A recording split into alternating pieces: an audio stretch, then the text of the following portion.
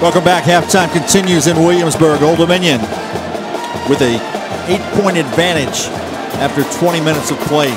John Castleberry along with Cal Badler. And Cal, no big surprise here.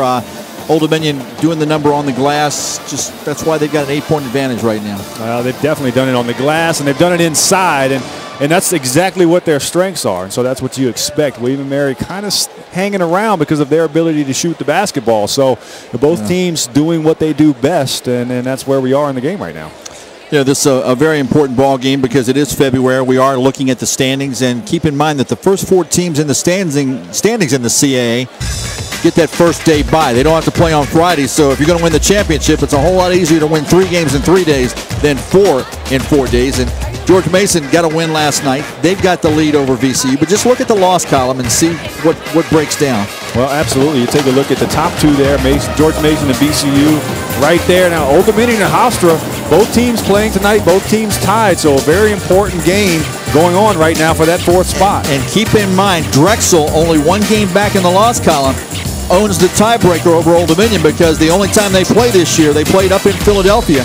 Drexel won that ball game, so if it is a tie, Drexel would be the team to get that bye. So that certainly Old Dominion can't have a tie. They've got to win it outright. Never so difficult. So many teams, so good, and the national rankings going on out there. It's just the conference is just a tough conference this year, and the race is going to be tough to the end. Well, the way things are breaking down in this conference right now, the conference as a whole has been pretty impressive. They've been most of the time the 10th rated conference, but certainly would merit more than 1 team making the NCAA tournament, especially when you look at the RPIs with George Mason and Old Dominion in the top 30, VCU and Drexel in the top 55. So that's pretty impressive. It is impressive. You look at George Mason in the 23 RPI ranking, Old Dominion 29, VCU 49, and Drexel 53. I mean, that's really impressive when you think of the teams you have to play in order to get those rankings, the games you have to win in order to get those rankings, and then when you're in conference together playing each other multiple times a season, it's just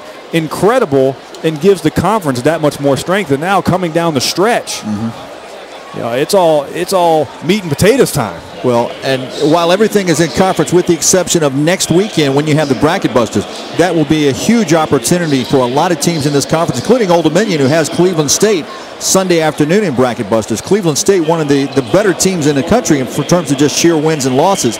Old Dominion could really do itself a favor there, as could George Mason and VCU. They've also got tough matchups. As you know, mid-majors. Yeah, there's a mid-major poll. I don't put a whole lot of credence in the mid-major poll, but we've got 4 teams in the league in that as well. Bottom line, strength of conference, awesome. Race, awesome. We'll take a timeout. Come back with some more awesome halftime from Williamsburg right after this. Old Dominion with an 8-point advantage.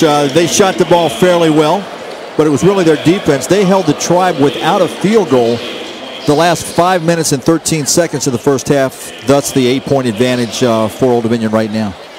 It's been a game of wills, and Old Dominion's done it inside. William and Mary's done it outside. Let's take a look at some of the first half highlights. Tribe started off shooting the ball well. There's McDowell from downtown. McDowell knocking it down, and McDowell doing it on the inside, showing a little versatility. Getting inside with a little sky hook, but Old Dominion roaring back.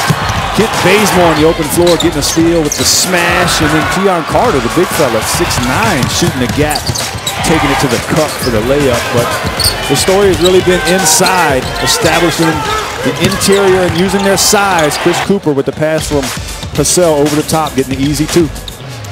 8-point advantage for the Monarchs. We'll come back and get things going in the second half from Williamsburg, so stay with us.